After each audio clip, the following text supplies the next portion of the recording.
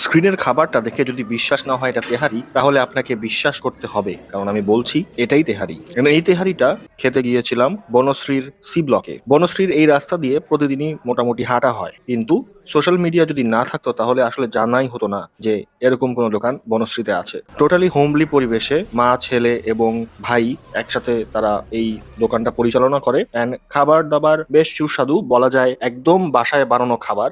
মানে রেস্টুরেন্টের মতো কোনো ধাঁচই নাই খাবারের মধ্যে। তো যারা বাইরে যেয়ে আসলে বাসার খাবার বাইরে উপভোগ করতে চান, তাদের জন্য এটা হতে পারে একটা বেস্ট স্পট। কিন্তু যারা একটু ঝাঁঝ আলা, একটু ঝাল বেশি, একটু মশলা বেশি খেতে চান, তাদের কাছে খুব একটা এই খাবার ভালো না লাগতে পারে। যে আমি গিয়েছিলাম মেহেক বিরিয়ানি। দোকানটা বেশ ছোট এবং এখানে ভিড় লেগেই থাকে। এখানে গেলে মানে মন মানসিকতা রাখতে হবে যেন 10 থেকে 15 মিনিট আপনার বসে থাকতে হবে খাওয়ার পেতে।